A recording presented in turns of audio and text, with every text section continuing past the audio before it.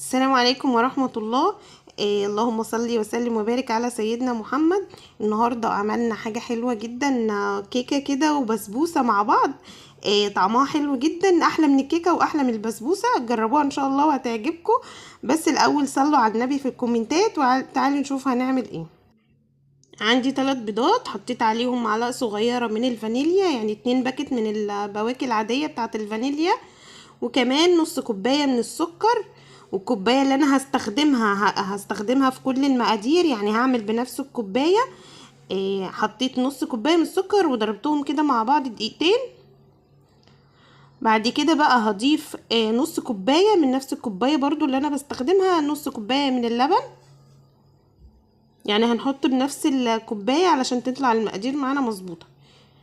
هنضربهم برضو دقيقة. بعد كده حطيت نص كوباية من الزيت.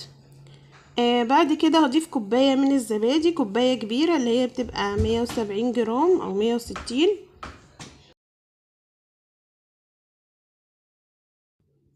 هنضربها برضو كده دقيقتين.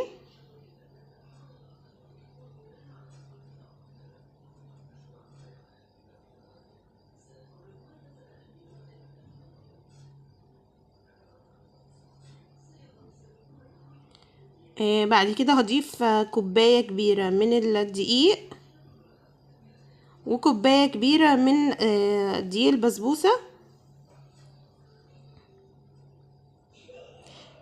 دقيق البسبوسة ده اللي هو الاكياس او الدقيق السايب من عند العطار، مش مشكلة اي نوع. وهضيف معلقة ممسوحة كده كبيرة من البيكنج باودر، ورشة من الملح.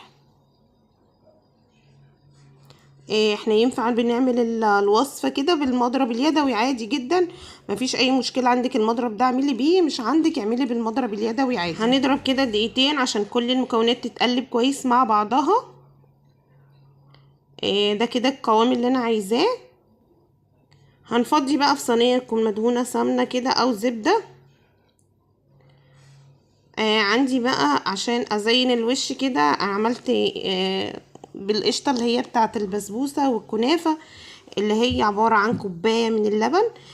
حطيت عليهم معلقة ونص من النشا ورشة صغيرة من الفانيليا على البارد، قلبتهم وبعدين خدت غلوة كده على النار، اللي هي القشطة بتاعت الكنافة. هنحط منها، هنعمل منها خطوط كده بالطول والعرض.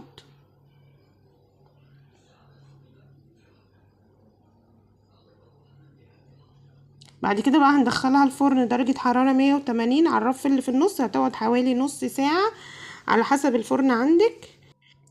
بس هسيبها لحد لما تاخد لون ذهبي من تحت، ولو ما اتحمرتش معاكي من فوق ممكن تفتحي عليها الشواية كده دقيقة لحد لما تاخد اللون الذهبي الحلو ده. بعد كده هنطلعها وهنسقيها بالشربات. الشربات خفيف، عبارة عن كوباية صغيرة من السكر وعليها كوباية ونص من المية، ولما بتغلي بحط عليها نقطتين كده من عصير الليمون. الصينية كده بردت، حطيت عليها الشربات وهو سخن. بس لما تشرب الشربات وهتبرد شوية هنقطعها. بجد كان طعمها حلو جدا وعجبت الولاد جدا. ان شاء الله تجربوها وتعجبكم. افطروا بيها كده الصبح مع كوبايه القهوه، طعمها حلو قوي. ان شاء الله تعجبكم. ما تنسوش بقى الاشتراك في القناه واللايك الجميله بتاعتكم. وبألف هنا وشفا، ومع السلامه.